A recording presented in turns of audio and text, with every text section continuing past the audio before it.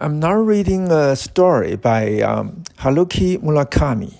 The title is Confections of a Shinagawa Monkey. I met the elderly monkey in a small Japanese-style inn in Hot Springs in Ghana Prefecture some 5 years ago. The inn was rustic, or more precisely, decrepit. It was barely hanging on, and I just happened to spend a night there. I was traveling around, wherever the spirit led me, and when I arrived at the hot springs town and got off the train, it was already past 7 p.m. Autumn was nearly over. The sun had long since set, and the place was enveloped in that special navy blue darkness specific to mountainous areas. A cold, biting wind blew down from the peaks, sending fist-sized leaves rustling down the street. I walked through the central part of the hot springs town, searching for a place to stay, but none of the decent inns would take guests after the dinner hour had passed. I stopped by 5 or 6 places, but they all turned me down. And finally, in a deserted area outside town, I ran across an inn that would take me that didn't include a dinner charge. It was a totally desolated-looking lodging. A ramshackle place that might best be called a flop house.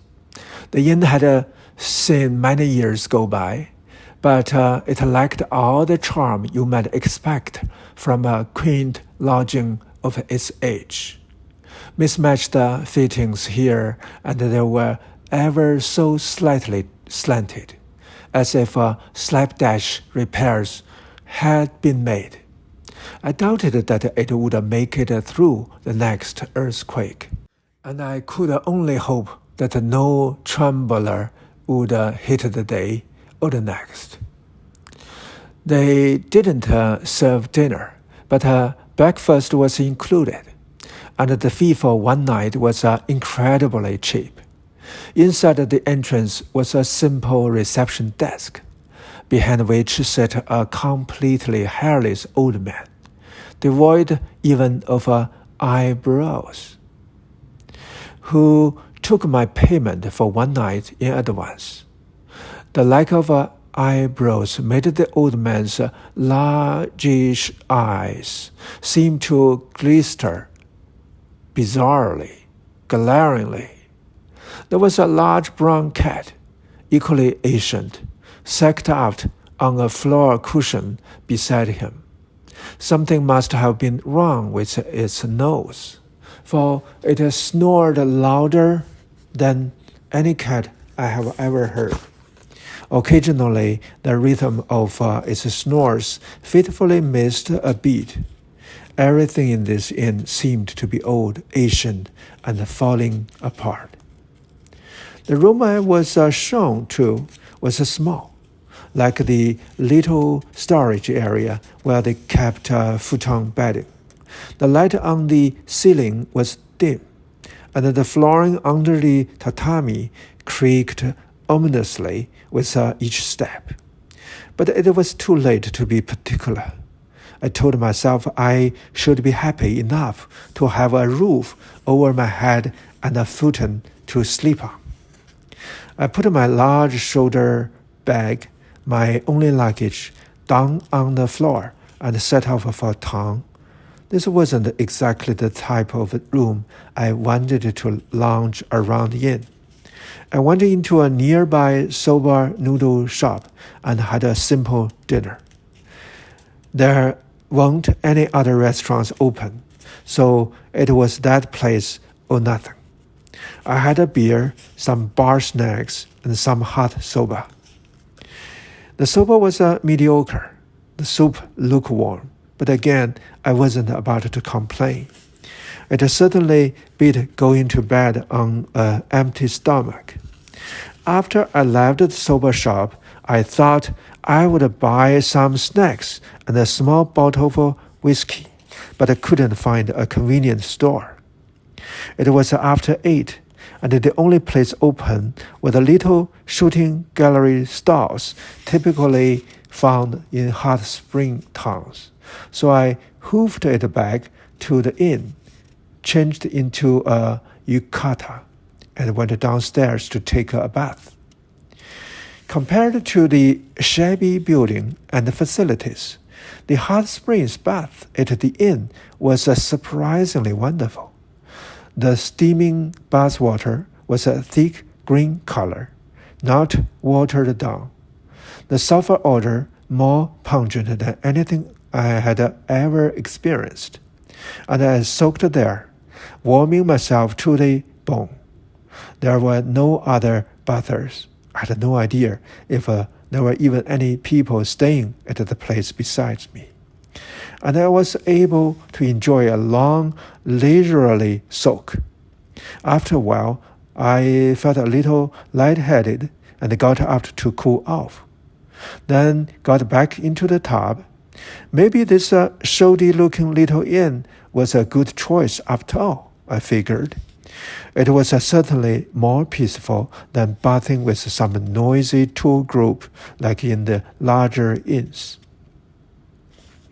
I was soaking in the bath for the third time when the monkey slid open the door with a clatter and came inside. "Excuse me?" he said in a low voice. It took me a while to realize that this was a monkey. All the thick, hot water had left me a little dazed, and I had never expected to hear a monkey speak. So I couldn't quickly make the connection between what I was seeing and the fact that this was an actual monkey. My brain felt scattered as I gazed through the steam, uncomprehendingly at the monkey, who slid the glass door closed behind him. He straightened up the little buckets that lay strewn about and stuck a thermometer into the bath to check the temperature. He gazed intently at the dial on the thermometer. His eyes narrowed like a bacteriologist isolating some new strains of a pathogen. "How is the bath?" the monkey asked me. "It is very nice, thank you," I said. My voice reverberated densely, softly, in the steam. My voice sounded almost mythological. It didn't sound like it came from me, but rather like an echo from the past, returning from deep in the forest. And that echo was, hold on a second. What was a monkey doing here? And why was he speaking in a human language? "Shall I scrub your back for you?" the monkey asked, his voice again low. He had a clear, alluring voice of a doo-wop baritone. Not at all what you would expect, but nothing was odd about his voice. And if you closed your eyes and listened, you would think it was an ordinary person speaking. "Yes, thanks," I replied. It wasn't like I was sitting there, hoping someone would come and scrub my back. But I was afraid if I turned him down, he might think I was dead set against having a monkey ever scrub me down. It was a kind of a gesture on his part, I figured, and I certainly didn't want to hurt his feelings. So I slowly rose up after the tub, plunked myself down on a little wooden platform, and turned my back to the monkey. The monkey didn't have any clothes on, which of course was usually the case for a monkey, so it didn't strike me as odd. The monkey seemed to be fairly old and had a lot of white mixed in with his hair. He brought over a small towel, rubbed soap on it, and with a practiced hand gave me my back a good scrubbing. It's got very cold these days, hasn't it? The monkey commented. That it has. Before long, this place will be covered in snow, and then they will have to shovel snow from the roofs. No easy task, believe you me. There was a brief pause, and I jumped in. So you can speak human language? I'm indeed, the monkey briskly replied. He was probably asked that a lot. I was raised by humans, and before I knew it, I was able to speak. I lived for quite a long time in Tokyo, in Shinagawa. What part of Shinagawa? Around Gotenyama. That's a nice area. Yes, as you are aware, it's a very pleasant place to live in. Nearby is the Gotenyama Gardens, and I enjoy the natural scenery there. Our conversation took a time out at this point. The monkey continued briskly scrubbing my back, which felt great. And all the while I tried to puzzle all this out rationally. A monkey raised in Shinagawa, the Gotenyama Gardens, fluent in human speech. How was that possible? This was a monkey, for goodness sake, a monkey and nothing else. I live in Minato-ku, I said, which was basically a meaningless statement. We were almost neighbors then, the monkey said in a friendly tone. What kind of person raised you in Shinigama? I asked. My master was a college professor. He specialized in physics and held a chair at Tokyo Gokage University. Quite an intellectual then. He certainly was. He loved music more than anything else, particularly the music of Bruckner and Richard Strauss, thanks to which I developed a fondness for the music myself. I heard it all the time since I was little, picked up a knowledge of it without even realizing it, you could say. You enjoy Bruckner? Yes, his Seventh Symphony. I always find the third movement particularly uplifting. I often listen to his Ninth Symphony. I chimed in. Another pretty meaningless statement. Yes, that's truly lovely music, the monkey said. So that professor taught you language? He did. He didn't have any children, and perhaps to compensate for that, he trained me fairly strictly whenever he had time.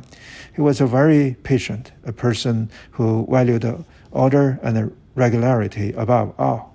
He was a serious person whose favorite saying was that the repetition of accurate facts was the true road to wisdom. His wife was a quiet, sweet person and was always kind to me. They got along well, and I hesitated to mention this to an outsider, but believe me, their nighttime activities could be quite intense. Really? I said. The monkey finally finished scrubbing my back. Thanks for your patience, he said, and bowed his head. Thank you, I said. It really felt good. So, do you work here at this inn? I do. They have been kind enough to let me work here. The larger, more upscale inns wouldn't ever hire a monkey. But they are always short-handed around here. And if you can make yourself useful, they don't care whether you are a monkey or whatever.